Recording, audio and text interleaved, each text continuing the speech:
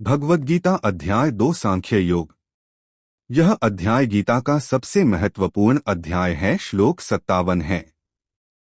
यह सर्वत्रान्भिस्नेहस्तत्तत्प्राप्य शुभाशुभम नाभिनंदति न द्वेष्टि तस्य प्रज्ञा प्रतिष्ठिता भावार्थ है।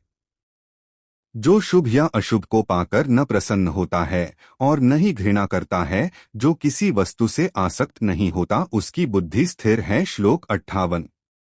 यदा संहर्ते चायं कूर्मुगानीव सर्वशः इंद्रियाणीन्द्रियार्थेभ्यस्तस्य प्रज्ञा प्रतिष्ठिता भावार्थ है।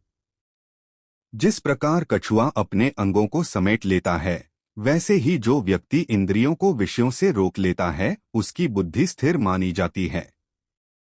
श्लोक 59-60। व्याविनिवर्तन्ते निराहारस्य देहिनः रसवर्ज रसोप्यस्य परं दृष्ट्वा निवर्तते यत्तो ह्यपि कौन्तेय पुरुषस्य विपश्चितः इंद्रियाणि प्रमाथीनि हरन्ति प्रसभं मनः भावार्थ है। विषयों से विरक्ति साधना द्वारा संभव है, पर उनका रस आकर्षण तभी जाता है जब परमात्मा का अनुभव होता है। बुद्धिमान व्यक्ति भी जब साधना करता है, तब भी उसकी चंचल इंद्रियां मन को बलात् खींच लेती हैं। श्लोक 61। तानि सर्वाणि संयमय युक्त आसीत् मत्परः वशे ही यस्येन्द्रियाणि तस्य प्रज्ञा प्रतिष्ठिता भावार्थ है। जो अपनी इंद्रियों को वश में रखकर एकनिष्ठ होकर मेरी भक्ति करता है, वही स्थिर बुद्धि है। श्लोक 6263। विकृति की श्रृंखला। ध्यायतो विषयान् पुंसः संगस्तेषु जायते संगात् संजायते कामः कामात् क्रोधोऽभिजायते क्रोधात् भवति सम्मोहः सम्मोहात् स्मृतिविभ्रमः स्मृतिभ्रंशात् बुद्धिनाशो बुद्धिनाशात् प्रणश्यति भावार्थ है। विषयों का चिंतन करने से आसक्ति उत्पन्न होती है, फिर कामना और फिर क्रोध, क्रोध से भ्रम, भ्रम से स्मृति लोप, स्मृति लोप से बुद्धि का विनाश और अंततः आत्मविनाश हो जाता है। श्लोक 64-65।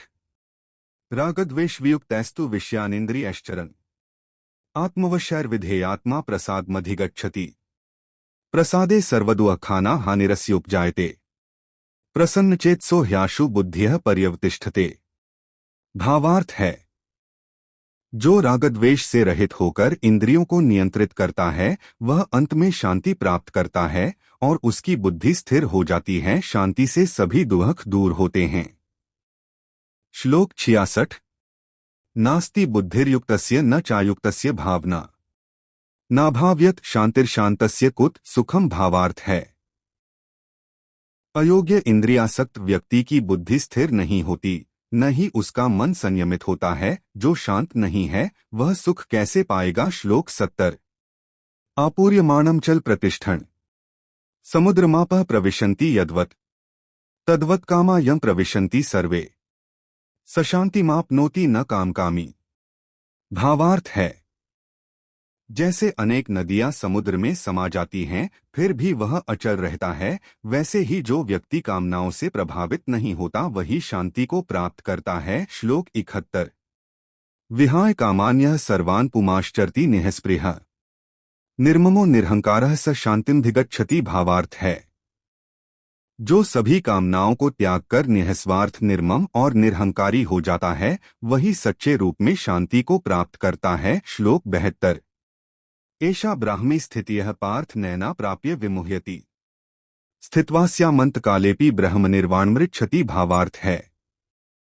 हे पार्थ, यह ब्रह्मी स्थिति ब्रह्मा की स्थिति है। इसे प्राप्त करने वाला व्यक्ति कभी मोहित नहीं होता। यदि मृत्यु के समय भी वह इस स्थिति में स्थित है, तो ब्रह्मनिर्वाण मोक्ष को प्राप्त कर लेता है।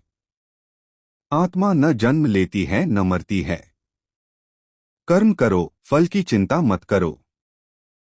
सुख दुख लाभ हानि में समत्व रखो। इंद्रिय संयम और मन की स्थिरता ही योग है। जो मनुष्य इच्छाओं और अहंकार से रहित है, जो मनुष्य सभी कामनाओं को त्याग कर ममता और अहंकार से रहित होकर निःस्पृह भाव से जीवन व्यतीत करता है, वही सच्ची शांति को प्राप्त करता है। यह ब्रह्मा की स्थिति है, जिसे प्राप्त करके मनुष्य मृत्यु के समय भी मोहित नहीं होता और ब्रह्मनिर्वाण को प्राप्त करता है। अर्जुन का मोह और विषाद। आत्मा की अमरता की शिक्षा। जीवन और मृत्यु का रहस्य। कर्मयोग की नींव कर्म करो, फल की चिंता मत करो। बुद्धियोग ज्ञान और विवेक से युक्त होकर कर्म करना। स्थिर बुद्धि योगी की महिमा।